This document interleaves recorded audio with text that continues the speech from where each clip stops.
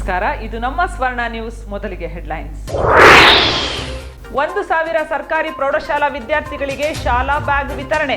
ಮಂಡ್ಯ ಶಾಸಕ ರವಿಕುಮಾರ್ ಗಣಿಗ ನೇತೃತ್ವ. ಆರ್ಥಿಕವಾಗಿ ಹಿಂದುಳಿದ ಮಕ್ಕಳಿಗೆ ಅನುಕೂಲ ಕಲ್ಪಿಸಲು ಚಿಂತನೆ. ಕಾರ್ಮಿಕ ಕಾನೂನುಗಳ ಉಲ್ಲಂಘನೆಗೆ ತೀವ್ರ ವಿರೋಧ. ರಾಜ್ಯ ಸರ್ಕಾರದ ಕ್ರಮಕ್ಕೆ ಖಂಡನೆ. ಸಿಐಟಿಯು ನೇತೃತ್ವದಲ್ಲಿ ಕಾರ್ಮಿಕರ ಕಚೇರಿ ಮುಂದೆ ಪ್ರತಿಭಟನೆ. ನರಹಳ್ಳಿ ಹಾಲು ಉತ್ಪಾದಕರ ಸಂಘದ ವಿರುದ್ಧ ರೈತರ ಆಕ್ರೋಶ.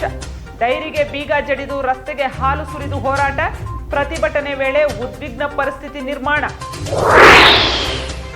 ಅಕ್ಕಿ ಹೆಬ್ಬಾಳುವಿನಲ್ಲಿ ನೂತನ ಬಸ್ ನಿಲ್ದಾಣ ಲೋಕಾರ್ಪಣೆ. 60 ಲಕ್ಷ ರು ವೆಚ್ಚದಲ್ಲಿ ಸಂಪರ್ಕ ಕೇಂದ್ರ ಉದ್ಘಾಟನೆ. ಬಾಲಕರ ವಿದ್ಯಾರ್ಥಿ ನಿಲಯ ಉದ್ಘಾಟಿಸಿದ ಸಚಿವ ಚಲುವರಾಯಸ್ವಾಮಿ.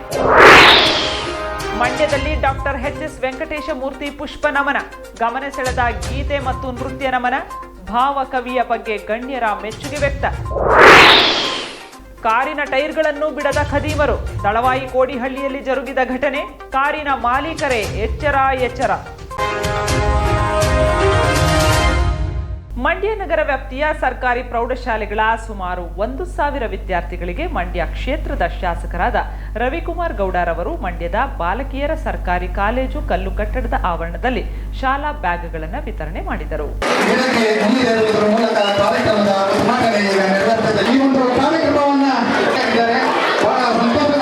ಈ ಸಂದರ್ಭದಲ್ಲಿ ಮಾತನಾಡಿದ ಅವರು, ವಿದ್ಯಾದಾನ ಎಲ್ಲ ದಾನಗಳಿಗೂ ಮಿಗಿಲಾದ ಪವಿತ್ರ ಕಾರ್ಯ. ಆ ಮಾತಿನಂತೆ ಕಳೆದ 10 ವರ್ಷಗಳಿಂದ ತಾಲೂಕಿನ ಸರ್ಕಾರಿ ಶಾಲೆಯ ಮಕ್ಕಳಿಗೆ ನೋಟ್ಬುಕ್ ವಿತರಿಸಲಾಗ್ತಾ ಇದೆ.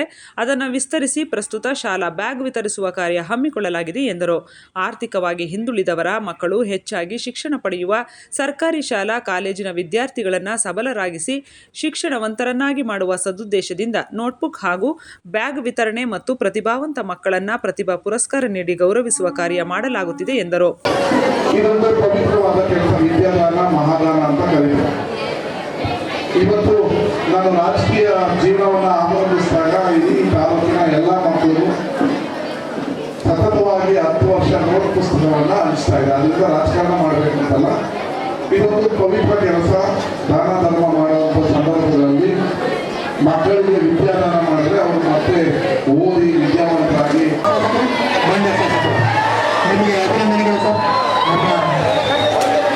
ರಾಜ್ಯ ಪ್ರಾಥಮಿಕ ಶಾಲಾ ಶಿಕ್ಷಕರ ಸಂಘದ ಅಧ್ಯಕ್ಷ ಕೆ. ನಾಗೇಶ್ ಮಾತನಾಡಿ, ಪ್ರತಿಭೆಗೆ ಪ್ರೋತ್ಸಾಹಿಸುವ ಶಾಸಕರ ಕಾರ್ಯ ಇತರರಿಗೆ ಮಾದರಿಯಾಗಿದ್ದು, ಜನಪರ ಕಾಳಜಿ, ಅಭಿವೃದ್ಧಿಯ ಮುನ್ನೋಟದಿಂದ ಹಲವು ಯೋಜನೆಗಳನ್ನು ಸಾಕಾರಗೊಳಿಸಿ ಮಂಡ್ಯ ಕ್ಷೇತ್ರದ ಅಭಿವೃದ್ಧಿಗೆ ಶ್ರಮಿಸುತ್ತಿರುವುದು ಶಾಸಕರ ಇಚ್ಛಾಶಕ್ತಿ ಅಪರಿಮಿತ ಎಂದು ಬಣ್ಣಿಸಿದರು. ಮಂಡ್ಯ ತಾಲೂಕಿನಲ್ಲಿ 3-4 ಮಕ್ಕಳು ಪ್ರೌಢಶಾಲೆಯಲ್ಲಿ ಶಿಕ್ಷಣ ಪಡೆಯುತ್ತಿದ್ದು, ಹಂತ ಹಂತವಾಗಿ ಎಲ್ಲರಿಗೂ ಬ್ಯಾಗ್ ವಿತರಿಸುವ ಗುರಿ ಹೊಂದಿರುವ ಶಾಸಕರ ಕಾರ್ಯ ಪ್ರಶಂಸನೀಯ ಎಂದರು. ನಮ್ಮ ತಾಲೂಕಿಗೆ ಸಿಕ್ಕವ್ರೆ ಅಂದ್ರೆ ತಪ್ಪಲ್ಲಾರ್ದು. ಅದರಿಂದ ಶ್ರೀಸಾಮಾನ್ಯರ ಕೆಲಸ ಜೊತೆಗೆ ಈ ನಮ್ಮ ವಿದ್ಯಾವಂತರುಗಳನ್ನ, ಪೋಷಕರುಗಳನ್ನ ಮತ್ತೆ ಮಕ್ಕಳನ್ನ ಶಾಲೆಗಳಿಗೆ ಏನು ಅಗತ್ಯ ಸೌಲಭ್ಯಗಳಿರಬೇಕು ಅವನ್ನೆಲ್ಲರೂ ಕೊಡಿಸ್ತಾ ಇದ್ದಾರೆ. ಎಲ್ಲ ಇವತ್ತಿನ ಈ ಶಾಲೆಗೆ ಸುಮಾರು 50-60 ಲಕ್ಷ ಹಣವನ್ನು ಹಾಕಿ ಚುಟ್ಟಿ ಮಾಡಿಸ್ತಕ್ಕಂಥದ್ದು, ರಿಪೇರಿ ಮಾಡಿಸ್ತಕ್ಕಂಥದ್ದು ಎಲ್ಲ ಕೆಲಸವನ್ನ ಅವ್ರು ಬಾಯಲ್ಲಿ ಹೇಳ್ತಾರೆ.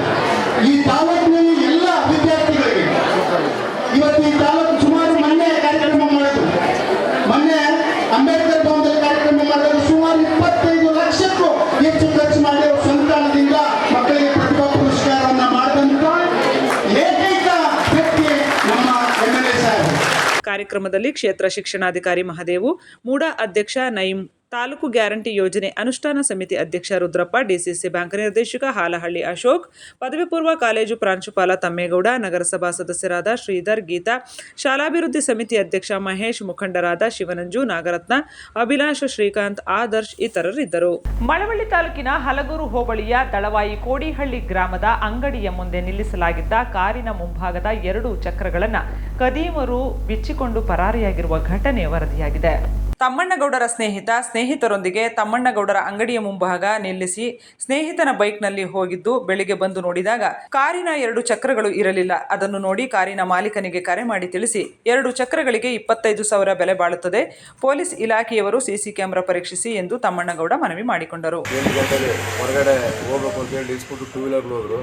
ರಾತ್ರಿ ಎಷ್ಟೊತ್ತರ ಏನೋ ಕಾಣೆ ಕಳ್ಳರು 2 ವೀಲ್ನ ಮುಂದೆ ಫ್ರಂಟ್ ವೀಲ್ ಸಿಕ್ಕಲ್ಲಿ ಕಳ್ತನ ಮಾಡಿ ಅವರು ಪರಾರಿಯಾಗ್ಬಿಟ್ಟವ್ರೆ.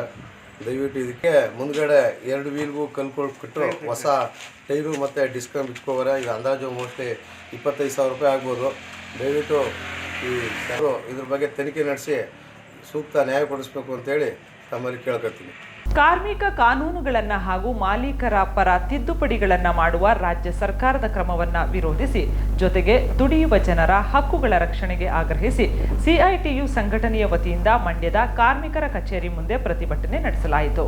ಗುತ್ತಿಗೆ ಕಾರ್ಮಿಕರ ಪರವಾನಗಿ ಪಡೆಯಲು ಇರುವ ಕಾರ್ಮಿಕರ ಸಂಖ್ಯೆ 20ರ ಮಿತಿಯನ್ನು 50ಕ್ಕೆ ಹೆಚ್ಚಿಸಬೇಕು. ಜೊತೆಗೆ ಕಾರ್ಖಾನೆ ಸಂಸ್ಥೆಗಳಲ್ಲಿ ಗುತ್ತಿಗೆ ಕಾರ್ಮಿಕರ ಸಂಖ್ಯೆಯನ್ನ ಮನಸೋ ಇಚ್ಛೆ ಹೆಚ್ಚು ಮಾಡಲು ಮಾಲೀಕರಿಗೆ ಅವಕಾಶ ನೀಡುವುದು ಸರಿಯಲ್ಲ ಎಂದು ದೂರಿದರು. ಇದರ ಜೊತೆಗೆ ಮಾಲೀಕರು ಮಾಡುವ ಕಾನೂನು ಉಲ್ಲಂಘನೆ ವಿರುದ್ಧ ಕಾನೂನು ಕ್ರಮ ವಹಿಸಲಾರದಂತೆ ಕಾನೂನುಗಳಲ್ಲಿ ತಿದ್ದುಪಡಿ ಮಾಡಬೇಕು. ಕಾನೂನುಗಳ ಅನುಷ್ಠಾನವನ್ನ ಖಾತರಿಪಡಿಸುವ ಕಾರ್ಯ ಅಥವಾ ಸಂಸ್ಥೆಗಳ ತಪಾಸಣೆಗಳಿಗೆ ನಿರ್ಬಂಧ ಹೇರುವುದು ಮತ್ತು ಕನಿಷ್ಠ ವೇತನವನ್ನ ಅವೈಜ್ಞಾನಿಕವಾಗಿ ನಿಗದಿಪಡಿಸಿರುವುದು ಸೇರಿದಂತೆ ವಿವಿಧ ಬೇಡಿಕೆಗಳನ್ನು ಈಡೇರಿಸುವಂತೆ ಒತ್ತಾಯಿಸಿದರು. 2019 ಹಾಗೂ 20ರಲ್ಲಿ ಪಾರ್ಲಿಮೆಂಟ್ನಲ್ಲಿ ಅಂಗೀಕರಿಸಿದ 4 ಲೇಬರ್ ಕೋಡ್ಗಳನ್ನು ಅನುಷ್ಠಾನಕ್ಕೆ ತಂದರೆ ತನ್ನ ಪ್ರಭಾವವನ್ನು ಕಳೆದುಕೊಳ್ಳುವ ಭಯದಲ್ಲಿರುವ ಒಕ್ಕೂಟ ಸರ್ಕಾರವು ಆ ಸಮಿತಿಗಳಲ್ಲಿರುವ ಹಲವು ಕಾರ್ಮಿಕ ವಿರೋಧಿ ಅಂಶಗಳನ್ನು ರಾಜ್ಯ ಸರ್ಕಾರಗಳ ಮೂಲಕ ಕಾರ್ಮಿಕ ಕಾನೂನುಗಳಲ್ಲಿ ತಿದ್ದುಪಡಿ ಮಾಡಿ ಜಾರಿಗೆ ತರುವ ಹಿಂಬಾಗಿಲಿನ ಯತ್ನವನ್ನು ಮಾಡುತ್ತಿದೆ. ಈ ತಿದ್ದುಪಡಿಗಳು ಜಾರಿಯಾದಲ್ಲಿ ರಾಜ್ಯದ ಬಹುಸಂಖ್ಯೆಯ ಸಂಘಟಿತ ಅಸಂಘಟಿತ ಕಾರ್ಮಿಕರು ಹಾಗೂ ದುಡಿಯುವ ಜನರು ಕಾನೂನುಗಳ ರಕ್ಷಣೆಯಿಂದ ಹೊರಗುಳಿಯುತ್ತಾರೆ ಹಾಗೂ ಈಗಾಗಲೇ ಉದ್ಯೋಗದಲ್ಲಿರುವ ಕಾರ್ಮಿಕರು ಕೆಲಸ ಕಳೆದುಕೊಳ್ಳುವ ಸಂಭವಗಳು ಹೆಚ್ಚಾಗುತ್ತವೆ. ರಾಜ್ಯ ಸರ್ಕಾರದ ಮುಂದಿರುವ ಕಾರ್ಮಿಕ ವಿರೋಧಿ ತಿದ್ದುಪಡಿ ಪ್ರಸ್ತಾಪಗಳು ದಿನದ ಕೆಲಸದ ಅವಧಿಯನ್ನು 12 ಗಂಟೆಗೆ ಹೆಚ್ಚಿಸುವುದು ಅವರ ಪ್ರಸ್ತಾಪ ಆಗಿದೆ. ಉತ್ಪಾದನಾ ವಲಯದಲ್ಲಿ ಮಹಿಳಾ ಕಾರ್ಮಿಕರನ್ನು ರಾತ್ರಿ ಪಾಳಿಯಲ್ಲಿ ಕೆಲಸಕ್ಕೆ ತೊಡಗಿಸುವುದು, ಅಪಾಯಕಾರಿ ಉತ್ಪಾದನಾ ವಿಧಾನಗಳಲ್ಲಿ ಮಹಿಳೆಯರ ನೇಮಕಾತಿ ಮಾಡಲು ಇರುವ ನಿರ್ಬಂಧಗಳನ್ನು ಸಡಿಲಗೊಳಿಸುವುದು, ಕಾರ್ಖಾನೆಗಳ ವ್ಯಾಖ್ಯಾನವನ್ನು ಬದಲಿಸಿ ಕಾರ್ಖಾನೆಗಳಲ್ಲಿ ವಿದ್ಯುತ್ ಬಳಸುವ ಕಾರ್ಮಿಕರ ಸಂಖ್ಯೆಯನ್ನು 10ರಿಂದ 20 ನೇತೃತ್ವವನ್ನು ಸಿಐಟಿಯು ಸಂಘಟನೆಯ ಮುಖಂಡರಾದ ಕುಮಾರಿ ಸೇರಿದಂತೆ ಇನ್ನಿತರರು ವಹಿಸಿದ್ದರು. ಮಂಡ್ಯ ನಗರದ ಕಲಾಮಂದಿರದಲ್ಲಿ ಕನ್ನಡ ಮತ್ತು ಸಂಸ್ಕೃತಿ ಇಲಾಖೆ, ಡಾಕ್ಟರ್ ಪೂತಿ ನರಸಿಂಹಾಚಾರ್ ಟ್ರಸ್ಟ್ ಮತ್ತು ಕೆಎಸ್ ನರಸಿಂಹಸ್ವಾಮಿ ಟ್ರಸ್ಟ್, ಜಿಲ್ಲಾ ಕನ್ನಡ ಸಾಹಿತ್ಯ ಪರಿಷತ್ತು, ಪ್ರತಿಭಾಂಜಲಿ ಸುಗಮ ಸಂಗೀತ ಅಕಾಡೆಮಿ ಮಂಡ್ಯ ಇವರ ಸಂಯುಕ್ತ ಆಶ್ರಯದಲ್ಲಿ ಡಾಕ್ಟರ್ ಎಚ್.ಎಸ್. ವೆಂಕಟೇಶ ಮೂರ್ತಿ ಪುಷ್ಪ ನಮನ, ನುಡಿ ನಮನ, ಗೀತ ನಮನ, ನೃತ್ಯ ನಮನ ಮತ್ತು ಜನ್ಮ ದಿನಾಚರಣೆಯ ಕಾರ್ಯಕ್ರಮವನ್ನು ಡಾಕ್ಟರ್ ಪೂತಿ ನರಸಿಂಹಾಚಾರ್ ಟ್ರಸ್ಟ್ ಅಧ್ಯಕ್ಷರಾದ ಪ್ರೊಫೆಸರ್ ಎಂ ಕೃಷ್ಣೇಗೌಡರವರ ಅಧ್ಯಕ್ಷತೆಯಲ್ಲಿ ಜರುಗಿತು. ನಗರದ ನಾಲ್ವಡಿ ಕೃಷ್ಣರಾಜ ಒಡೆಯರ್ ಕಲಾಮಂದಿರದಲ್ಲಿ ಕನ್ನಡ ಮತ್ತು ಸಂಸ್ಕೃತಿ ಇಲಾಖೆ ಮಂಡ್ಯ, ಡಾಕ್ಟರ್ ಪೂತಿನ ಟ್ರಸ್ಟ್ ಮತ್ತು ಕೆಎಸ್ನ ಟ್ರಸ್ಟ್, ಪ್ರತಿಭಾಂಜಲಿ ಸುಗಮ ಸಂಗೀತ ಅಕಾಡೆಮಿ ವತಿಯಿಂದ ಸೋಮವಾರ ಸಂಜೆ ಹಮ್ಮಿಕೊಂಡಿದ್ದ ಡಾಕ್ಟರ್ ಎಚ್.ಎಸ್. ವೆಂಕಟೇಶ ಮೂರ್ತಿ ಅವರ ಪುಷ್ಪ ನಮನ, ನುಡಿ ನಮನ, ಗೀತ ನಮನ, ನೃತ್ಯ ನಮನ ಮತ್ತು ಜನ್ಮ ದಿನಾಚರಣೆ ಕಾರ್ಯಕ್ರಮ ಇಷ್ಟು ಕಾಲ ಒಟ್ಟಿಗಿದ್ದು ಸಮಾರಂಭದಲ್ಲಿ ಭಾಗವಹಿಸಿ ಮಾತನಾಡಿದರು. ನಮ್ಮಿಬ್ಬರ ಕಾವ್ಯಯಾನ, ಸಾಹಿತ್ಯಯಾನ ಒಟ್ಟೊಟ್ಟಿಗೆ ನಡೆದು ಬಂದು 50 ವರ್ಷಗಳಿಗೂ ಹೆಚ್ಚು ಕಾಲ ಜೊತೆಯಲ್ಲಿದ್ದರು. ನಮ್ಮಿಬ್ಬರ ಸ್ವಭಾವ ತದ್ವಿರುದ್ಧ.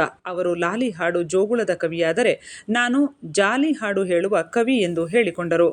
ನಮ್ಮಿಬ್ಬರನ್ನು ಡಾಕ್ಟರ್ ಜಿ.ಎಸ್. ಶಿವರುದ್ರಪ್ಪ ಅವರು ಕನ್ನಡ ಕಾವ್ಯಲೋಕದ ಅಶ್ವಿನಿ ದೇವತೆಗಳು ಎಂದು ಕರೆದಿದ್ದಾಗಿ ನೆನಪಿಸಿಕೊಂಡರು.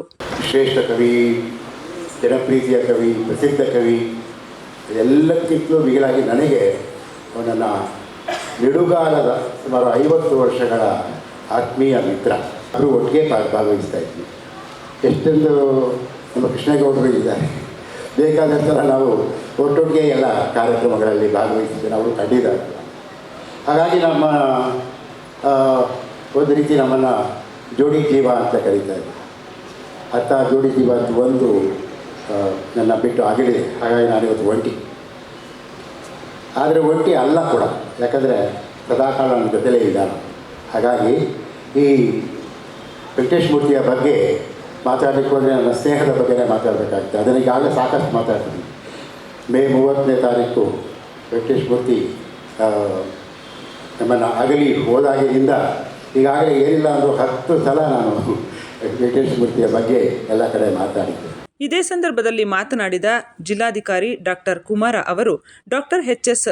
ವೆಂಕಟೇಶ ಮೂರ್ತಿ ಶ್ರೀಮಂತರಲ್ಲದಿದ್ದರೂ ಕನ್ನಡ ಸಾಹಿತ್ಯ ಕ್ಷೇತ್ರಕ್ಕೆ ಶ್ರೀಮಂತಿಕೆ ತಂದುಕೊಟ್ಟ ಮೇರುಕವಿ ಎಂದು ಅಭಿಪ್ರಾಯಪಟ್ಟರು. ಪ್ರಾಯಶಃ ಇವತ್ತು ನಮ್ಮ ಜೊತೆ ಅಥವಾ ನಮ್ಮ ಮುಂದೆ HSP ಅವರು ಜೀವಂತವಾಗಿಲ್ಲ, ಆದರೆ ಅವರ ಸಾಹಿತ್ಯ ಜೀವಂತವಾಗಿದೆ, ಜೀವಂತವಾಗಿರುತ್ತೆ.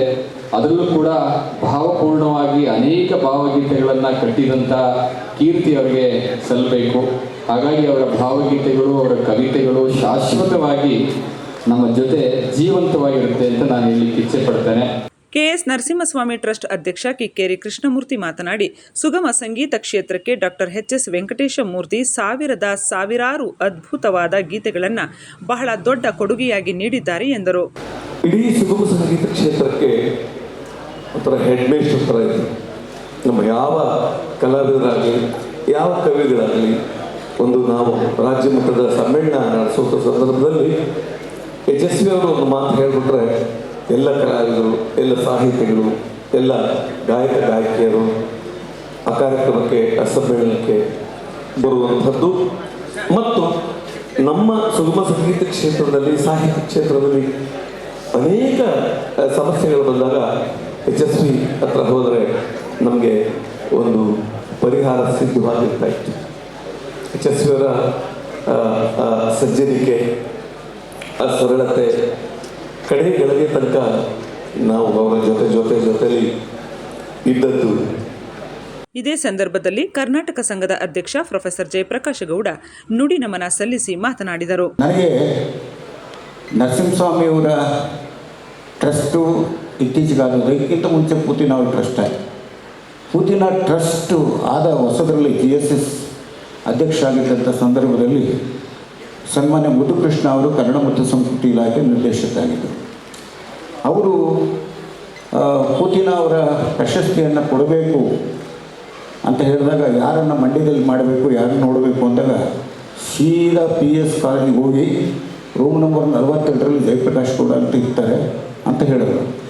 ನನ್ನ ಮುನ್ಸೂಚನೆಯನ್ನು ಕೊಡದೇ ಡಾಕ್ಟರ್ GSS ಇದ್ದಕ್ಕಿದ್ದಾಗ ನನ್ನ ರೂಮಿಗೆ ಪ್ರವೇಶ ಮಾಡಿಬಿಟ್ರು. ನನಗೆ ದಿಗ್ಭ್ರಾಂತಿ ಆಗಿಬಿಡ್ತು. ಆಮೇಲೆ ಬನ್ನಿ ಸರ್ ಕೂತ್ಕೊಡಿ, ಏನು ಅಂದರೆ ಪೂತಿನ ಅವರು ನೀವು ಯಾವ ರೀತಿಯಲ್ಲಿಯೂ ಕೂಡ ಯೋಚನೆ ಮಾಡಿಬಿಡಿ, ಎಲ್ಲವನ್ನು ವ್ಯವಸ್ಥೆ ಮಾಡ್ತೀವಿ ಅಂತೇಳಿ ಮಾಡಿದೋ. ಅವರು ಸಮಾರಂಭ ಮುಗಿಸ್ಕೊಂಡು ಹೋದ ಮೇಲೆ ಗಿರಿಭಾರವಾಗಿದ್ದ ಕಾರ್ಯವನ್ನು ಆಗಿಸಿದ ನಿಮಗೆ ಅನಂತ ಧನ್ಯವಾದಗಳು ಅಂತನ್ನುವಂಥ ಪತ್ರವನ್ನು ಬರೆದು ಅದನ್ನು ಈಗಲೂ ಕೂಡ ಇಟ್ಕೊಂಡಿದ್ದೇನೆ. ಇದೇ ಸಂದರ್ಭದಲ್ಲಿ ಮಾತನಾಡಿದ ಡಾಕ್ಟರ್ ಸಿ ಸೋಮಶೇಖರ್, ಎಚ್.ಎಸ್. ವೆಂಕಟೇಶ ಮೂರ್ತಿ ಇರಬೇಕು ಇರುವಂತೆ ತೊರೆದು ಸಾವಿರ ಚಿಂತೆ ಎಂದು ಹಾಡುತ್ತಾ ನಾಡಿನ ಕಾವ್ಯಾಸಕ್ತರೆಲ್ಲರ ಚಿಂತೆಗಳನ್ನು ತಮ್ಮ ಕಾವ್ಯ ರಸಧಾರೆ ಮೂಲಕ ಮರೆಯುವಂತೆ ಮಾಡಿದ ಒಬ್ಬ ಮಹಾನ್ ಕವಿ ಎಂದು ಬಣ್ಣಿಸಿದರು.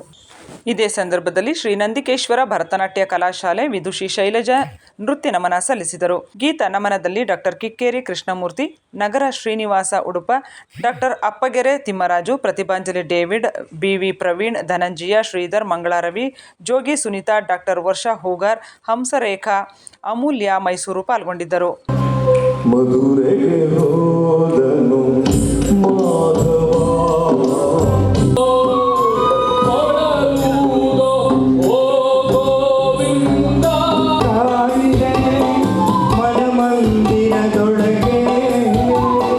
ವೇದಿಕೆಯಲ್ಲಿ ಪೂತಿನ ಟ್ರಸ್ಟ್ ಅಧ್ಯಕ್ಷ ಪ್ರೊಫೆಸರ್ ಎಂ ಕೃಷ್ಣೇಗೌಡ ಸಮಾರಂಭದ ಅಧ್ಯಕ್ಷತೆ ವಹಿಸಿದ್ದರು. ಕಾರ್ಯಕ್ರಮದಲ್ಲಿ ಜಿಲ್ಲಾ ಪೊಲೀಸ್ ವರಿಷ್ಠಾಧಿಕಾರಿ ಮಲ್ಲಿಕಾರ್ಜುನ ಬಾಲದಂಡೆ, ಗಾಯಕ ಅಪ್ಪಗೆರೆ ತಿಮ್ಮರಾಜು, ಜಿಲ್ಲಾ ಕಸಾಪ ಮಾಜಿ ಅಧ್ಯಕ್ಷೆ Meera Shivalingaiah, south multiple council ಉಪಾಧ್ಯಕ್ಷ KT Hanumanthu, doctor Nagaraju, V Byri, Pratibhanjali Sugama Sangeetha academy David, Kannada ಮತ್ತು ಸಂಸ್ಕೃತಿ ಇಲಾಖೆಯ ಸಹಾಯಕ ನಿರ್ದೇಶಕ ನಂದೀಶ್ ಹಾಜರಿದ್ದರು. ಕೆಆರ್ಪೇಟೆ ತಾಲೂಕಿನ ಅಕ್ಕಿಹೆಬ್ಬಾಳು ಗ್ರಾಮದಲ್ಲಿ 1.25 ಕೋಟಿ ರೂಪಾಯಿ ವೆಚ್ಚದಲ್ಲಿ ನೂತನವಾಗಿ ನಿರ್ಮಿಸಿರುವ KSRTC ಬಸ್ ನಿಲ್ದಾಣವನ್ನು ಕೃಷಿ ಸಚಿವ ಚಲುವರಾಯಸ್ವಾಮಿ ಉದ್ಘಾಟಿಸಿದರು. ನೂತನವಾಗಿ ನಿರ್ಮಿಸಲಾಗಿರುವ ಅಕ್ಕಿಹೆಬ್ಬಾಳು ಬಸ್ ನಿಲ್ದಾಣದ ಮುಖ್ಯ ಕಟ್ಟಡದಲ್ಲಿ 3 ವಾಣಿಜ್ಯ ಮಳಿಗೆಗಳು, 1 ಉಪಹಾರ ಗೃಹ, ಸಂಚಾರ ನಿಯಂತ್ರಕರ ಕೊಠಡಿ, ಮಹಿಳಾ ವಿಶ್ರಾಂತಿ ಕೊಠಡಿ, ಆಸನಗಳ ವ್ಯವಸ್ಥೆ, ಕುಡಿಯುವ ನೀರಿನ ಸೌಲಭ್ಯ ಮತ್ತು ಮಹಿಳೆಯರು ಹಾಗೂ ಪುರುಷರಿಗೆ ಪ್ರತ್ಯೇಕವಾಗಿ ಶೌಚಾಲಯ ವ್ಯವಸ್ಥೆಯನ್ನು ಕಲ್ಪಿಸಲಾಗಿದೆ. ಅಕ್ಕಿಹೆಬ್ಬಾಳು ಬಸ್ ನಿಲ್ದಾಣದಿಂದ ಮೈಸೂರು, KRಪೇಟೆ, ಹುಣಸೂರು, ಜಲಸೂರು, ನಾಗಮಂಗಲ ಮುಂತಾದ ಊರುಗಳಿಗೆ 80 ಟ್ರಿಪ್ಗಳ ಬಸ್ ಕಾರ್ಯಾಚರಣೆ ಇರುತ್ತದೆ. ಇದೇ ಸಂದರ್ಭದಲ್ಲಿ KRಪೇಟೆ ವಿಧಾನಸಭಾ ಕ್ಷೇತ್ರದ ಶಾಸಕ HT ಮಂಜು, ಮೈಶುಗರ್ ಅಧ್ಯಕ್ಷ CD ಗಂಗಾಧರ್, ಜಿಲ್ಲಾಧಿಕಾರಿ ಡಾಕ್ಟರ್ ಕುಮಾರ, ಜಿಲ್ಲಾ ಪಂಚಾಯತ್ ಮುಖ್ಯ ಕಾರ್ಯನಿರ್ವಹಣಾ ಅಧಿಕಾರಿ KR ನಂದಿನಿ, ಜಿಲ್ಲಾ ವಿಭಾಗೀಯ ನಿಯಂತ್ರಣ ಅಧಿಕಾರಿ ನಾಗರಾಜು ಸೇರಿದಂತೆ ಇನ್ನಿತರರು ಉಪಸ್ಥಿತರಿದ್ದರು.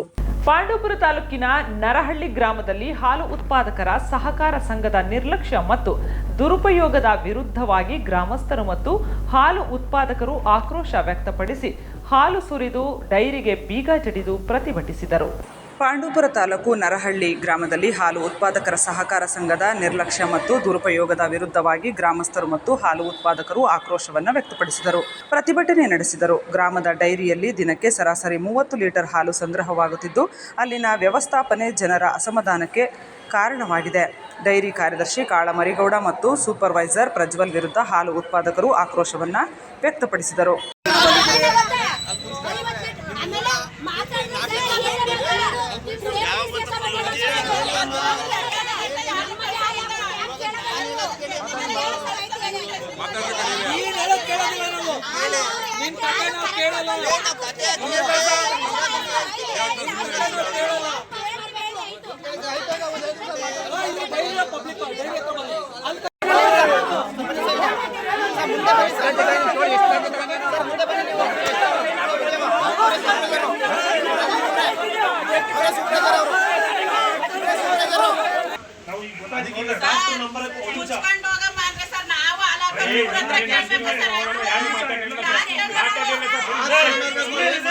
ಇದರಿಂದಾಗಿ ಆಕ್ರೋಶಗೊಂಡ ಗ್ರಾಮಸ್ಥರು ಡೈರಿಗೆ ಬೀಗ ಹಾಕಿ ರಸ್ತೆ ಮೇಲೆ ಹಾಲು ಸುರಿದು ಪ್ರತಿಭಟನೆ ನಡೆಸಿದರು. ಪ್ರತಿಭಟನೆಯ ವೇಳೆ ಪರಿಸ್ಥಿತಿ ಉದ್ವಿಗ್ನಗೊಂಡಿದ್ದು, ಸ್ಥಳಕ್ಕೆ ಮೇಲುಕೋಟೆ ಪೊಲೀಸ್ ಠಾಣೆಯ ಇನ್ಸ್ಪೆಕ್ಟರ್ ಅಶೋಕ್ ಕುಮಾರ್ ಹಾಗೂ ಪಿಎಸ್ಐ ಪ್ರಮೋದ್ ಕುಮಾರ್ ಆಗಮಿಸಿದರು. ಸ್ಥಳೀಯರು ಹಾಗೂ ಹಾಲು ಉತ್ಪಾದಕರು ಸಂಬಂಧಪಟ್ಟ ಅಧಿಕಾರಿಗಳು ಸ್ಥಳಕ್ಕೆ ಬಂದು ಕ್ರಮ ತೆಗೆದುಕೊಳ್ಳುವವರೆಗೆ ಪ್ರತಿಭಟನೆ ಮುಂದುವರಿಸುವುದಾಗಿ ತಿಳಿಸಿದರು. ನಿರ್ದಿಷ್ಟ ಪರಿಶೀಲನೆಗೆ ಜನರು ಆಗ್ರಹ. ಸ್ಥಳದಲ್ಲಿ ಗ್ರಾಮದ ಮಹಿಳೆಯರು ಇದೇ ರೀತಿಯ ದರ್ಪ ಮುಂದುವರೆದರೆ ನಾವು ಹಾಲು ನೀಡುವುದೇ ಇಲ್ಲ ಎಂದು ಎಚ್ಚರಿಸಿದ್ದಾರೆ. ಹಾಲು ಉತ್ಪಾದಕರ ಸಂಘದ ಆಡಳಿತದಲ್ಲಿ ಪಾರದರ್ಶಕತೆ ಇಲ್ಲದಿರುವುದರಿಂದ ಈ ರೀತಿ ಅಸಮಾಧಾನ ಸೃಷ್ಟಿಯಾಗಿದೆ ಎಂಬುದು ಗ್ರಾಮಸ್ಥರ ಅಭಿಪ್ರಾಯವಾಗಿದೆ. ಇದರಿಂದನೇ ತೊಳೆಯೋದು ಸರ್, ಇದರಿಂದನೇ ನಮ್ಮ ಡೈರಿಯಿಂದ ಹಾಲೆಲ್ಲ ರಿಟರ್ನ್ ಬಂದು ರೈತರು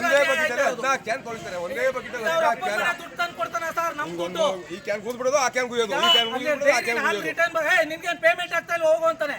ಯಾತ್ರಿಂದ ಅವನಿಂದ ಅವ್ರ ಮನೆಯಿಂದ ತಂದು ಹಾಕ್ತಾನ. ಅಲ್ಲಿ ಡೈರಿ ಆದಾಯ ಇರ್ತದೆ, ಆ ದುಡ್ಡಲ್ಲಿ ಕೊಡ್ತಾನೆ, ಬೋರಿಗೆ ತಗೊಂಡಾಗ ಹುಯ್ತಾನೆ. ಮಾಂಡವ್ಯ ನಗರ ಅಲಯನ್ಸ್ ಸಂಸ್ಥೆ, ಅಸೋಸಿಯೇಷನ್ ಆಫ್ ಅಲಯನ್ಸ್ ಸಂಸ್ಥೆ, ಭಾರತೀಯ ರೆಡ್ ಕ್ರಾಸ್ ಸಂಸ್ಥೆ ವತಿಯಿಂದ ಅಂತಾರಾಷ್ಟ್ರೀಯ ಯೋಗ ದಿನ ಮತ್ತು ವಿಚಾರ ಸಂಕಿರಣ ಕಾರ್ಯಕ್ರಮ ಮಂಡ್ಯದಲ್ಲಿ ಜರುಗಿತು.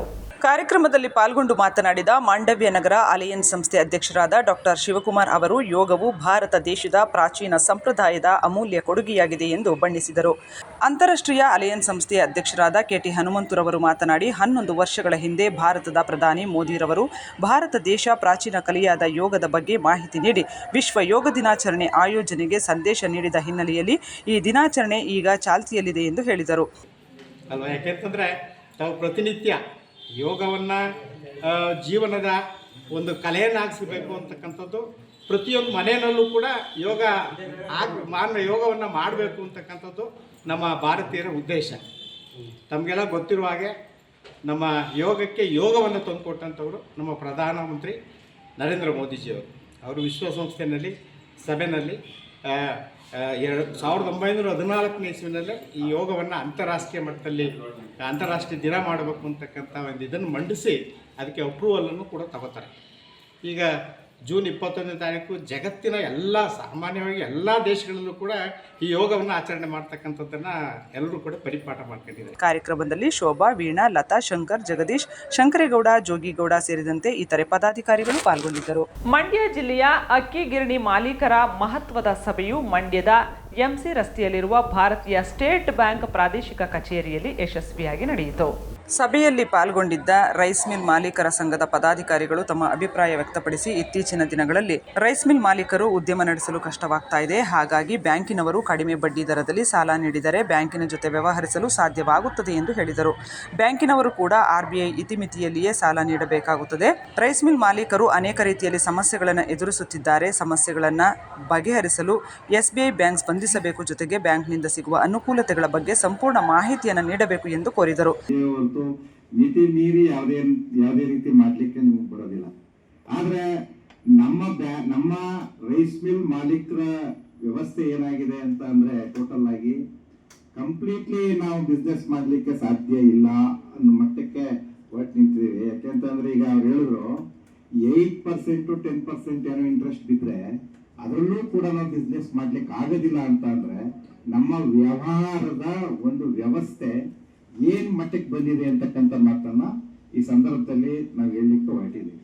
ಈಗ ಎಷ್ಟೋ ನಮ್ಮ ಮಿಲ್ ಮಾಲೀಕರು ಅನೇಕ ಸಮಸ್ಯೆಗಳನ್ನು ನಿಮಗೆ ಮಂದಟ್ಟಾಗೋ ರೀತಿಯಲ್ಲಿ ಹೇಳಿದಿರಿ, ನೀವು ಕೂಡ ನೋಟ್ ಮಾಡಿದಿರಿ. ಅದರಲ್ಲಿ ಎಷ್ಟು ಸಾಧ್ಯತೆಗಳಿದೆಯೋ ರೈಸ್ ಮಿಲ್ ಮಾಲೀಕರಿಗೆ ಅನುಕೂಲ ಮಾಡಲಿಕ್ಕೆ ನಿಮಗೆ ಸಾಧ್ಯ ಇದೆಯೋ ಅದನ್ನು ಮಾಡಿಕೊಡ್ಲಿಕ್ಕೆ ನಿಮ್ಗೆ ಸಾಧ್ಯ ಇದ್ದರೆ ನಿಮ್ಮ ಬ್ಯಾಂಕಿಗೆ ನಾವು ಕಸ್ಟಮರ್ ಆಗಿ ಬರ್ತೀವಿ ಅಂತಕ್ಕಂಥ ಮಾತನ್ನು ಅವರೆಲ್ಲರೂ ಕೂಡ ವಿಚಾರ ಮಾಡಿದ್ದಾರೆ. ಸಭೆಯ ನೇತೃತ್ವವನ್ನು ಬ್ಯಾಂಕಿನ RM ಸುಮನ ಹಾಗೂ AGM ವಿಶ್ವ ವಹಿಸಿದ್ದರು. ಸುಮಾರು 28ಕ್ಕೂ ಹೆಚ್ಚು ಅಕ್ಕಿ ಗಿರಣಿ ಮಾಲೀಕರು ಈ ಸಭೆಯಲ್ಲಿ ಭಾಗವಹಿಸಿದ್ದರು. ಖ್ಯಾತ ವಿಮರ್ಶಕರು, ಸಾಹಿತಿಗಳು ಆದ ಡಾಕ್ಟರ್ ಕ್ಯಾತನಹಳ್ಳಿ ರಾಮಣ್ಣರವರ 80ನೇ ವರ್ಷದ ಹುಟ್ಟುಹಬ್ಬವನ್ನು ಅರ್ಥಪೂರ್ಣವಾಗಿ ಆಚರಿಸುವ ಸಂಬಂಧ ಪೂರ್ವಭಾವಿ ಸಭೆಯು ಪಾಂಡವಪುರ ಪಟ್ಟಣದ ಪ್ರವಾಸಿ ಮಂದಿರದಲ್ಲಿ ಜರುಗಿತು. ಡಾಕ್ಟರ್ ಕ್ಯಾತನಹಳ್ಳಿ ರಾಮಣ್ಣ ಅವರಿಗೆ ಅಭಿನಂದನಾ ಕಾರ್ಯಕ್ರಮದ ಬಗ್ಗೆ ಪೂರ್ವಭಾವಿ ಸಭೆಯಲ್ಲಿ ಮಂಡ್ಯ ಗಾಂಧಿ ಭವನದಲ್ಲಿ ನಡೆಸುವುದಾಗಿ ಚರ್ಚಿಸಿದರು. ಪಟ್ಟಣದ ಪ್ರವಾಸಿ ಮಂದಿರದಲ್ಲಿ ಜಾನಪದ ವಿದ್ವಾಂಸ ಡಾಕ್ಟರ್ ಕ್ಯಾತನಹಳ್ಳಿ ರಾಮಣ್ಣ ಅವರ 80ನೇ ವರ್ಷದ ಪ್ರಯುಕ್ತ ಅವರನ್ನು ಸನ್ಮಾನಿಸುವ ಉದ್ದೇಶದಿಂದ ಅಭಿನಂದನಾ ಸಮಿತಿ ಹಾಗೂ ಡಾಕ್ಟರ್ ರಾಮಣ್ಣ ಅವರ ದಂಪತಿಯ ಸಂಯುಕ್ತ ಆಶ್ರಯದಲ್ಲಿ ಕಾರ್ಯಕ್ರಮ ಆಯೋಜಿಸಲು ಪೂರ್ವಭಾವಿ ಸಭೆ ನಡೆಯಿತು. ಸಭೆಯ ಸ್ವಾಗತ ಭಾಷಣವನ್ನು ಮಕ್ಕಳ ಸಾಹಿತ್ಯ ಪರಿಷತ್ನ ಅಧ್ಯಕ್ಷ ಧನ್ಯಕುಮಾರ್ ನಡೆಸಿಕೊಡುತ್ತಿದ್ದಾರೆ. ಈ ಸಭೆಯಲ್ಲಿ ರೈತ ಸಂಘದ ಜಿಲ್ಲಾಧ್ಯಕ್ಷ ಕೆಂಪುಗೌಡ, ಜಿಲ್ಲಾ ಪಂಚಾಯತ್ ಮಾಜಿ ಸದಸ್ಯ KT ಗೋವಿಂದೇಗೌಡ, ಹಿರಿಯ ಸಾಹಿತಿಗಳಾದ doctor Boregowda, doctor M Maigowda, SA Mallesh, doctor CM Sridhar, Devegowda, Bellale, Bettagowda, Majjigepura Shivaramu, Nagamangala Manju, Chikkade Vasudevarao, Vaiju Raghu, Ennehole Koppalu Manju ಮತ್ತಿತರರು ಭಾಗವಹಿಸಿ ತಮ್ಮ ಅಭಿಪ್ರಾಯಗಳನ್ನು ಹಂಚಿಕೊಂಡರು. ಮದ್ದೂರು ತಾಲೂಕಿನ ಕೊಕ್ಕರೆಗಳ ಅಭಿವೃದ್ಧಿಗೆ ಪೂರಕವಾದಂತಹ ಕಾರ್ಯಕ್ರಮಗಳನ್ನು ರಾಜ್ಯ ಸರ್ಕಾರ ಕೈಗೊಳ್ಳಬೇಕು ಎಂದು ಸತ್ವ ಫೌಂಡೇಶನ್ ಅಧ್ಯಕ್ಷರಾದ ದಿವ್ಯಾ ರಾಮಚಂದ್ರ ಶೆಟ್ಟಿ ತಿಳಿಸಿದರು. ತಾಲೂಕಿನ ಕೊಕ್ಕರೆ ಬೆಳ್ಳೂರಿನಲ್ಲಿ ಸತ್ವ ಫೌಂಡೇಶನ್ ಹಾಗೂ ಬೆಂಗಳೂರಿನ ರೋಟರಿ ಸಂಸ್ಥೆ ವತಿಯಿಂದ ವಿದ್ಯಾರ್ಥಿಗಳಿಗೆ ಹಮ್ಮಿಕೊಳ್ಳಲಾಗಿದ್ದ ಸ್ಥಳದಲ್ಲೇ ಪಕ್ಷಿಗಳ ಚಿತ್ರಗಳನ್ನು ಬರೆಯುವ ಸ್ಪರ್ಧೆ ಕಾರ್ಯಕ್ರಮವನ್ನು ಉದ್ಘಾಟಿಸಿ ಅವರು ಮಾತನಾಡಿದರು. ತಾಲೂಕಿನ ಕೊಕ್ಕರೆ ಬೆಳ್ಳೂರಿಗೆ ತನ್ನದೇ ಆದ ವೈಶಿಷ್ಟ್ಯತೆ ಇದ್ದು, ಸಂತಾನ ಅಭಿವೃದ್ಧಿಗಾಗಿ ಬೇರೆ ದೇಶಗಳಿಂದ ಪೆಲಿಕಾನ್ ಸೇರಿದಂತೆ ಹಲವು ಬಗೆಯ ಕೊಕ್ಕರೆಗಳು ಬಹಳ ಹಿಂದಿನಿಂದಲೂ ಈ ನಮ್ಮ ಗ್ರಾಮಕ್ಕೆ ಬರುತ್ತವೆ. ಹಾಗೆಯೇ ಇಲ್ಲಿನ ಜನರ ಭಾಗವಾಗಿವೆ ಎಂದರು. ನಿಮ್ಗೆಲ್ರಿಗೂ ಗೊತ್ತಿರೋ ಹಾಗೆ ನಮ್ಮ ಕೊಕ್ಕರೆ ಬೆಳ್ಳೂರು ತುಂಬ ಇತಿಹಾಸ ಇರುವಂಥ ಒಂದು ಊರು. ಆ ಪಕ್ಷಿಗಳು, ಅದಕ್ಕೆ ಇತಿಹಾಸ ಅಂದರೆ ಒಂದು 100 ವರ್ಷದ ಇತಿಹಾಸ ಇದೆ ನಮ್ಮ ಬೆಳ್ಳೂರಿನ ಪಕ್ಷಿಗಳಿಗೆ. ಆದರೆ ಸುಮಾರಷ್ಟು ಜನಕ್ಕೆ ಇದ್ರ ಬಗ್ಗೆ ಮಾಹಿತಿ ಇಲ್ಲ. ಆ ಒಂದು ಕಾರಣಕ್ಕೆ ನಾವು ಈ ಥರ ಹಳ್ಳಿ ಹಬ್ಬ, ಹಕ್ಕಿ ಹಬ್ಬ ಅಂತ ಮಾಡಿದಾಗ ಸಾಕಷ್ಟು ನಗರವಾಸಿಗಳನ್ನ ನಾವು ಇಲ್ಲಿ ಕರೆಸಿ, ಈ ಥರ ಒಂದು ಊರಿದೆ, ಇಲ್ಲಿಗೆ ಹಕ್ಕಿಗಳು ಬರ್ತವೆ, ಹಕ್ಕಿಗಳು ಏನು ಅಂದ್ಕೊಂಡು ಬರ್ತವೆ ಇಲ್ಲಿಗೆ ಅಂದರೆ ಇದು ನಮ್ಮ ತಾಯಿ ಮನೆ, ಇಲ್ಲಿ ಬಂದು ನಾವು ಅದು ಮೊಟ್ಟೆ ಇಡುತ್ತೆ, ಇಲ್ಲಿ ಬಂದು ಅದು ಮೊಟ್ಟೆ ಇಟ್ಟು ಅದು ಮರಿ ಮಾಡಿ ಅದು ಹಾರಿ ಹೋಗುತ್ತೆ. ಮತ್ತು ಅದೇ ಪ್ರೊಸೀಜರ್ ಮುಂದಿನ ವರ್ಷಕ್ಕೂ ಅದು ಕ್ಯಾರಿ ಫಾರ್ವರ್ಡ್ ಆಗುತ್ತೆ. ಸೊ ಅದು ಹೆಂಗೆ ಬರುತ್ತೆ ಅಂದರೆ ಇದನ್ನು ತಾಯಿ ಮನೆ ಅಂತ ತಿಳ್ಕೊಂಡು, ಒಂದು ತವ್ರ ಮನೆ ಅಂತ ತಿಳ್ಕೊಂಡು ನಮ್ಮ ಕೊಕ್ಕರೆ ಬೆಳ್ಳೂರಿಗೆ ಹಕ್ಕಿಗಳು ಕಾಲಿಡುತ್ತೆ. ಸೊ ಹಾಗಾಗಿ ಇಲ್ಲಿ ಒಂದು ಆ ಸಂಸ್ಕೃತಿ ಇವತ್ತವರೆಗೂ ನಡ್ಕೊಂಡು ಬಂದಿದೆ, ಮುಂದಕ್ಕೂ ನಡೀಲಿ ಅಂತ ಇದನ್ನು ನಾವು ಪರಿಚಯ ಮಾಡಿಸೋಕ್ಕೆ ನಮ್ಮ ಹಳ್ಳಿ ಸೊಗಡು, ನಮ್ಮ ಬೆಳ್ಳೂರಲ್ಲಿ ಏನು ಪ್ರಸಿದ್ಧ ಆ ಹಳ್ಳಿ ಸೊಗಡನ್ನ ತೋರಿಸೋದಕ್ಕೆ ನಾವು ಹಳ್ಳಿ ಹಬ್ಬನ ಆಯೋಜಿಸ್ಕೊಂಡಿದ್ದೀವಿ.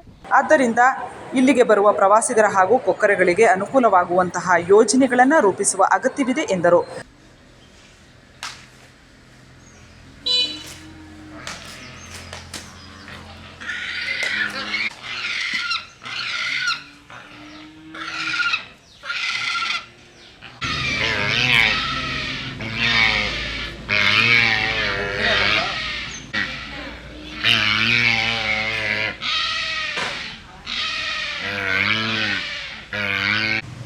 ಸರ್ ಇಲ್ಲಿನ ಒಂದು ವಾತಾವರಣ, ಇಲ್ಲಿನ ಪಕ್ಷಿ ಸರ್ ವಾತಾವರಣ ಅನ್ನೋದಕ್ಕನ್ನು ಇಲ್ಲಿರ್ತಕ್ಕಂಥ ಮಾನವೀಯತೆ ಇದೆಯಲ್ಲ ಅದು ಬಹುಮುಖ್ಯ ಸರ್. ಇಲ್ಲಿ ಪ್ರತಿಯೊಂದು ಮನೆಯವರು ತಮ್ಮ ಮಕ್ಕಳು ಅಂತ ಸಾಕ್ತಾರಲ್ಲ ಅದು ಬಹುಮುಖ್ಯ. ನಮ್ಮ ಬೆಂಗಳೂರಲ್ಲಿ ಪಕ್ಕದ ಮನೆಯನ್ನೇ ಯಾರು ಅಂತ ಗೊತ್ತಿರೋಲ್ಲ ಅಲ್ವಾ. ಇವು ಸಾವಿರಾರು ಮೈಲಿಂದ ಬರ್ತಾರೆ. ನಿಮ್ಗೆ ಗೊತ್ತಿರೋಂಗೆ ಒಂದು ಪಕ್ಷಿ ಯಾವ ದೇಶದಿಂದ ಬಂದಿರುತ್ತೆ ಅಂತ ನಮ್ಗೆ ಗೊತ್ತಿರೋಲ್ಲ. ಅಲ್ಲಿ ಬಂದು ಒಂದು ತಿಳ್ಕೊಳ್ಳಿ, ತವ್ರ ಮನೆಗೆ ಬಂದು ವಾಪಸ್ ಸಾವಿರಾರು ಗಟ್ಟಲೆ ಹೋಗ್ತಾವಲ್ಲ, ವಾಪಸ್ ಹೋಗ್ತಾವಲ್ಲ, ಅದು ಬಹುಮುಖ್ಯ. ನೋಡಿ, ನಾವು ಇಲ್ಲಿಂದ ನಡ್ಕೊಂಡು ಹೋಗೋದ್ರೆ ಬೆಂಗಳೂರು ದಾರಿ ಗೊತ್ತಲ್ಲ, 10 ಜನ ಕೇಳ್ತೀವಿ ಯಾವ ಸರ್ ಇದೆ ಅಂತ. ಕಾರ್ಯಕ್ರಮದಲ್ಲಿ ಸಾಹಿತಿ ತೈಲೂರು ವೆಂಕಟಕೃಷ್ಣ, ಫೌಂಡೇಶನ್ನ ಸದಸ್ಯರಾದ ವೆಂಕಟಲಕ್ಷ್ಮಿ, ಧನಲಕ್ಷ್ಮಿ, ಕಲ್ಪನಾ, ಪದ್ಮಾವತಿ, ಅರುಣ್, ಸ್ಥಳೀಯ ಮುಖಂಡರಾದ ನಿಂಗೇಗೌಡ ಸೇರಿದಂತೆ ಹಲವರು ಹಾಜರಿದ್ದರು. ಬಹುಶಃ ಇಲ್ಲೆಲ್ಲ ಯುವಕರೇ ಕಾಣಿಸ್ತಾ ಇದ್ದಾರೆ. ನಾನು ಲಿಂಗೇಗೌಡರು ಒಬ್ಬರು ಸ್ವಲ್ಪ ಹಿರೀಕರು. ನಾವು ಲಿಂಗೇಗೌಡರು ಹೆಚ್ಚು ಕಮ್ಮಿ ಒಂದು 40-50 ವರ್ಷ ಆಯಿತು. ನನಗೆ ಈ ಕೊಕ್ಕರೆ ಬೆಳ್ಳೂರು 50 ವರ್ಷ ಆಗಿಲ್ವ ಲಿಂಗೇಗೌಡ್ರೆ? 50 ವರ್ಷದ ಒಂದು ದಾರಿಯನ್ನು ಸವಿಸಿದ್ದೀನಿ. ಲಿಂಗೇಗೌಡರ ಜೊತೆಲೇ ಬಂದಿದ್ದೆ. ಆಗಲೇ ಅವರು ಇನ್ನೂ ಯುವಕರಾಗಿದ್ದರು, ನಾನು ಯುವಕರಾಗಿದ್ದೆ. ಸುಮಾರು ಜನ DC ಗಳು ಅವ್ರ ಜೊತೆ ಎಲ್ಲ ಬರ್ತಾ ಇದ್ದೆ. ಅದು ಹೇಗಿದೆಯೋ ಹಾಗೇ ಇದೆ. ಒಂದಷ್ಟು ಗಿಡ ಮರಗಳು ಬೆಳ್ಕೊಂಡಿದೆ. ಈ ಸುತ್ತ ಕಾಂಪೌಂಡ್ ಗಿಡದ ಮರಗಳು ಹಾಕಿದಾಗ ಒಂದು 3-4 ವರ್ಷ ಆಗಿರ್ಬೇಕು ಅಷ್ಟೇ, ಅಥವಾ 2 ವರ್ಷ ಆಗಿರಬೇಕು. ತುಂಬ ಚೆನ್ನಾಗಿ ಬಂದಿವೆ. ಆಮೇಲೆ ಇಲ್ಲಿ ಗ್ರಾಮ ಪಂಚಾಯತಿ ಅಧ್ಯಕ್ಷರಿದ್ದಾರೆ, ಮತ್ತು ರೋಟ್ರಿ ಕ್ಲಬ್ಬು ಏನು ಮದ್ದೂರು ಕುಮಾರರಾಜು ಅವರು, ನೀವು ದೊಡ್ಡಿಯವರಲ್ವಾ? ಎಷ್ಟು ವರ್ಷ ಆಯಿತು ನೋಡಿ ನಾನು ನಿಮ್ಮನ್ನ. ವಿಸಿ ನಾಲೆಯ ಸುತ್ತಲಿನ ರಸ್ತೆಗಳಲ್ಲಿ ಅಪಘಾತಗಳನ್ನು ತಡೆಗಟ್ಟಲು ಹೆಚ್ಚು ಅಪಘಾತವಾಗುವ ವಲಯಗಳನ್ನು ಗುರುತಿಸಿ 35 ಕಿಲೋಮೀಟರ್ ವ್ಯಾಪ್ತಿಯಲ್ಲಿ ವಿವಿಧ ಇಲಾಖೆಗಳಿಂದ ರಸ್ತೆ ತಡೆಗೋಡೆ ನಿರ್ಮಿಸಲಾಗಿದೆ ಎಂದು ಜಿಲ್ಲಾಧಿಕಾರಿ ಡಾಕ್ಟರ್ ಕುಮಾರರವರು ತಿಳಿಸಿದರು. ಅವರು ಇಂದು ವಿಸಿ ನಾಲೆ ವ್ಯಾಪ್ತಿಯಲ್ಲಿ ರಸ್ತೆ ಅಪಘಾತ ತಡೆಗಟ್ಟುವ ಕುರಿತು ಸಭೆ ನಡೆಸಿ ಮಾತನಾಡಿದರು. ವಿಸಿ ನಾಲೆಯ ರಸ್ತೆಗಳಲ್ಲಿ ಕಳೆದ 2 ವರ್ಷಗಳಿಂದ ರಸ್ತೆ ಅಪಘಾತಗಳಲ್ಲಿ ಸುಮಾರು 15 ಜನ ಮೃತಪಟ್ಟಿದ್ದಾರೆ. ಇದನ್ನು ತಡೆಗಟ್ಟಲು ತಾಂತ್ರಿಕ ಸಮಿತಿ ರಚಿಸಿ ಈಗಾಗಲೇ 20 ಕೋಟಿ ಅನುದಾನ ಕೋರಿ ಸರ್ಕಾರಕ್ಕೆ ಪ್ರಸ್ತಾವನೆ ಸಲ್ಲಿಸಲಾಗಿದೆ. ವಿಸಿ ನಾಲೆ ವ್ಯಾಪ್ತಿಯಲ್ಲಿ ಅಂದಾಜು 540 ಕಿಲೋಮೀಟರ್ ವ್ಯಾಪ್ತಿಯಾಗಿದ್ದು ಸಂಪೂರ್ಣವಾಗಿ ತಡೆಗೋಡೆ ನಿರ್ಮಿಸುವುದು ಕಷ್ಟಕರ. ಅಪಘಾತ ವಲಯಗಳನ್ನು ಗುರುತಿಸಿ ಲೋಕೋಪಯೋಗಿ ಇಲಾಖೆಯಿಂದ 20 ಕಿಲೋಮೀಟರ್ ಹಾಗೂ ನೀರಾವರಿ ಇಲಾಖೆಯಿಂದ 13 ಕಿಲೋಮೀಟರ್ನಷ್ಟು ಕ್ರ್ಯಾಶ್ ಬ್ಯಾರಿಯರ್ ನಿರ್ಮಿಸಲಾಗಿದೆ ಎಂದರು. ಕಾವೇರಿ ನೀರಾವರಿ ನಿಗಮದ ವ್ಯಾಪ್ತಿಗೆ ಹೆಚ್ಚಿನ ಭಾಗದ ರಸ್ತೆ ಬರಲಿದ್ದು ಇಲಾಖೆಗೆ ನೀಡಲಾಗುವ ಅನುದಾನದಲ್ಲಿ ಅಪಘಾತ ತಡೆಗಟ್ಟಲು ಅನುದಾನ ಮೀಸಲಿಡುವಂತೆ ವ್ಯವಸ್ಥಾಪಕ ನಿರ್ದೇಶಕರಿಗೆ ಪತ್ರ ಬರೆಯುವಂತೆ ತಿಳಿಸಿದರು. ಸಭೆಯಲ್ಲಿ ಅಪರ ಜಿಲ್ಲಾ ಪೊಲೀಸ್ ವರಿಷ್ಠಾಧಿಕಾರಿ ತಿಮ್ಮಯ್ಯ, ಲೋಕೋಪಯೋಗಿ ಇಲಾಖೆಯ ಕಾರ್ಯಪಾಲಕ ಅಭಿಯಂತರ ಹರ್ಷ, ಪ್ರಾದೇಶಿಕ ಸಾರಿಗೆ ಅಧಿಕಾರಿ ಹೇಮಾವತಿ, ಸಣ್ಣ ನೀರಾವರಿ ಇಲಾಖೆಯ ಕಾರ್ಯಪಾಲಕ ಅಭಿಯಂತರ ಶಂಕರ್ ಸೇರಿದಂತೆ ಇನ್ನಿತರೆ ಅಧಿಕಾರಿಗಳು ಉಪಸ್ಥಿತರಿದ್ದರು. ಮಂಡ್ಯ ನಗರದ ಸಂತ ಜೋಸೆಫರ ವಿದ್ಯಾಸಂಸ್ಥೆಯ ಆವರಣದಲ್ಲಿ ಶೈಕ್ಷಣಿಕ ವರ್ಷ 2025-26ನೇ ಸಾಲಿನ ಶಾಲಾ ಮಂತ್ರಿ ಮಂಡಲದ ಉದ್ಘಾಟನಾ ಸಮಾರಂಭ ಜರುಗಿತು. ಸಮಾರಂಭದಲ್ಲಿ ಸಂತ ಜೋಸೆಫರ ವಿದ್ಯಾಸಂಸ್ಥೆಯ ವ್ಯವಸ್ಥಾಪಕರು, ಡಿಎಡ್ ಕಾಲೇಜಿನ ಪ್ರಾಂಶುಪಾಲರು, ಆಂಗ್ಲ ಮಾಧ್ಯಮ ಹಿರಿಯ ಪ್ರಾಥಮಿಕ ಶಾಲೆಯ ಆಡಳಿತ ಅಧಿಕಾರಿಗಳು ಆದಂತಹ ಗೌರವಾನ್ವಿತ ಸಿಸ್ಟರ್ ವೀಣಾರವರು, ವಿದ್ಯಾಸಂಸ್ಥೆಯ ಸಂಚಾಲಕರು ಹಾಗೂ ಪ್ರೌಢಶಾಲೆಯ ಆಪ್ತ ಸಮಾಲೋಚಕರು ಆದಂತಹ ಗೌರವಾನ್ವಿತ ಸಿಸ್ಟರ್ ಪೌಲಿನಾ ರವರು, ಡಿಎಡ್ ಮತ್ತು ಬಿಎಡ್ನ ಸಂಚಾಲಕರಾದ ಸಿಸ್ಟರ್ ಸುನೀತಾ ರವರು, ಕನ್ನಡ ಮತ್ತು ಆಂಗ್ಲ ಮಾಧ್ಯಮ ಪ್ರಾಥಮಿಕ ಶಾಲೆಯ ಮುಖ್ಯ ಶಿಕ್ಷಕಿಯವರಾದ ಸಿಸ್ಟರ್ ಫ್ಲೋರಾ ರವರು, ನರ್ಸರಿ ವಿಭಾಗದ ಮುಖ್ಯ ಶಿಕ್ಷಕಿ ಹಾಗೂ ಡಿಎಡ್ ಬಿಎಡ್ ಆಪ್ತ ಸಮಾಲೋಚಕರಾದಂತಹ ಸಿಸ್ಟರ್ ಆರ್ಮಲ್ ಬರ್ಗರ್ ಅವರು ಮತ್ತು ಪ್ರೌಢಶಾಲೆಯ ಪ್ರಭಾರಿ ಮುಖ್ಯ ಶಿಕ್ಷಕಿಯಾದ ಶ್ರೀಮತಿ ಸುಭಾಷಿಣಿರವರು ಉಪಸ್ಥಿತರಿದ್ದರು. ಶಾಲೆಯ ಅಧ್ಯಕ್ಷೆ, ಉಪಾಧ್ಯಕ್ಷೆ, ಕಾರ್ಯದರ್ಶಿ ಹಾಗೂ ವಿವಿಧ ತಂಡದ ನಾಯಕ ನಾಯಕಿಯರಿಗೆ ಅಧಿಕಾರವನ್ನು ಹಸ್ತಾಂತರಿಸಿ ಜವಾಬ್ದಾರಿಗಳನ್ನು ತಿಳಿಸಿಕೊಡಲಾಯಿತು. ಇತರರಿಗೆ ಮಾದರಿಯಾಗಿ ಎಲ್ಲ ಕೆಲಸ ಕಾರ್ಯಗಳನ್ನು ನಿರ್ವಹಿಸಲು ತಿಳಿಸಲಾಯಿತು. ಮುಂದೆಯೂ ಸಮಾಜದಲ್ಲಿ ಉತ್ತಮ ನಾಯಕರಾಗಿ ಜೀವಿಸಲು ಉತ್ತೇಜಿಸಲಾಯಿತು.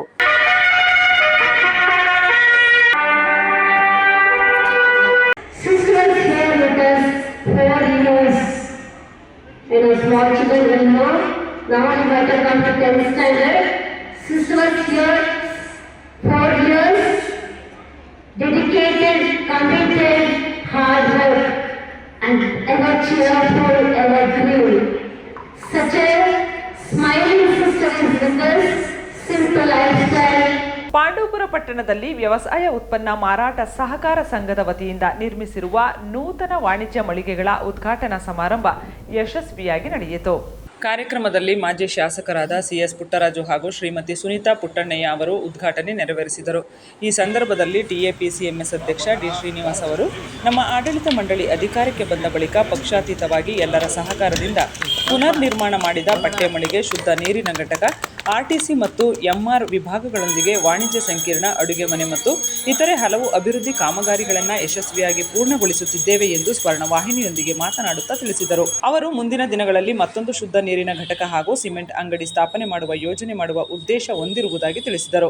ಇದಕ್ಕಾಗಿ ಎಲ್ಲ ಬೆಂಬಲಿಗರಿಗೆ ಕೃತಜ್ಞತೆ ಸಲ್ಲಿಸಿದರು. ನಮ್ಮ ಆಡಳಿತ ಮಂಡಳಿ ಅಧಿಕಾರಕ್ಕೆ ಬಂದ ಮೇಲೆ ಹೊಸದಾಗಿ ಬಟ್ಟೆ ಅಂಗಡಿನ ನಾವೇನು ರೀಓಪನ್ ಮಾಡೋದು, ಅದ್ರ ಜೊತೆಗೆ ವಾಟರ್ ಪ್ಲಾಂಟ್ ಒಂದು ಮಾಡಿದ್ವು, RTC ಮತ್ತು MR ಸೆಕ್ಷನ್ ಮಾಡಿದ್ವು, ಅಡ್ಮಿನಿಸ್ಟ್ರೇಟಿವ್ ಬ್ಲಾಕ್ ಮಾಡಿದ್ವು, ಜೊತೆಗೆ ವಾಣಿಜ್ಯ ಸಂಕಲನ ಮಾಡಿದ್ವು, ಪಕ್ಕದಲ್ಲಿ ವೇ ಬ್ರಿಡ್ಜ್ ಮಾಡಿದ್ವು, ಹಿಂದಾಗಡೆ ಒಂದು ಅಡುಗೆ ಮನೆ ಮಾಡಿದ್ವಿ. ಇಷ್ಟೆಲ್ಲ ಅಭಿವೃದ್ಧಿ ಕೆಲಸಗಳು ನಮ್ಮ ಸಂಸ್ಥೆ ವತಿಯಿಂದ ನಡೆದಿದೆ. ಜೊತೆಗೆ ಇನ್ನು ಇರ್ತಕ್ಕಂಥ 3-4 ತಿಂಗಳ ಅವಧಿನಲ್ಲಿ ನಾವು ಸಂಸ್ಥೆ ವತಿಯಿಂದ ಒಂದು ಸಿಮೆಂಟ್ ಅಂಗಡಿ ಮಾಡಬೇಕು. ಜೊತೆಗೆ ನಮ್ಮ ಪೆಟ್ರೋಲ್ ಬಂಕ್ ಆವರಣ ಏನಿದೆ ಅಲ್ಲಿ ಒಂದು ವಾಟರ್ ಪ್ಲಾಂಟ್ ಮಾಡಬೇಕು ಅನ್ನೋಂಥ ಯೋಜನೆ ಹಾಕೊಂಡಿದ್ದೀವಿ. ಇನ್ನೊಂದು ಇರತಕ್ಕಂಥ ಒಂದು 2-3 ತಿಂಗಳ ಅವಧಿನಲ್ಲಿ ಆ ಕಾರ್ಯಕ್ರಮವನ್ನು ಕೂಡ ನಾವು ಮುಗಿಸ್ಕೊಡ್ತೀವಿ ಅನ್ನೋ.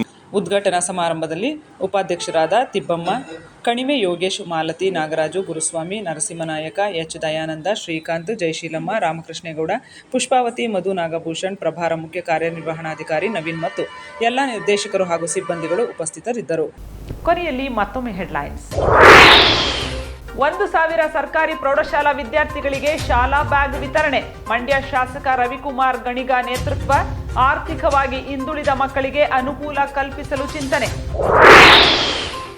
ಕಾರ್ಮಿಕ ಕಾನೂನುಗಳ ಉಲ್ಲಂಘನೆಗೆ ತೀವ್ರ ವಿರೋಧ. ರಾಜ್ಯ ಸರ್ಕಾರದ ಕ್ರಮಕ್ಕೆ ಖಂಡನೆ. ಸಿಐಟಿಯು ನೇತೃತ್ವದಲ್ಲಿ ಕಾರ್ಮಿಕರ ಕಚೇರಿ ಮುಂದೆ ಪ್ರತಿಭಟನೆ. ನರಹಳ್ಳಿ ಹಾಲು ಉತ್ಪಾದಕರ ಸಂಘದ ವಿರುದ್ಧ ರೈತರ ಆಕ್ರೋಶ. ಡೈರಿಗೆ ಬೀಗ ಜಡಿದು ರಸ್ತೆಗೆ ಹಾಲು ಸುರಿದು ಹೋರಾಟ.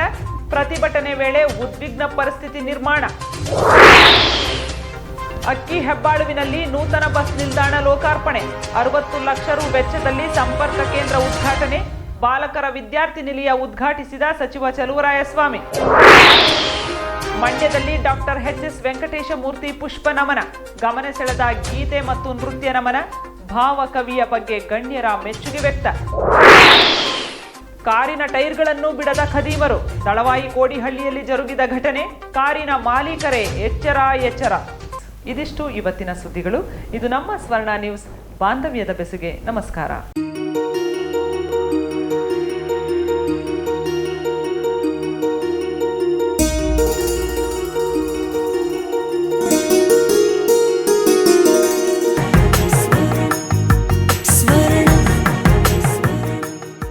ಸ್ವರ್ಣ, ಇದು ಬಾಂಧವ್ಯಗಳ ಬೆಸುಗೆ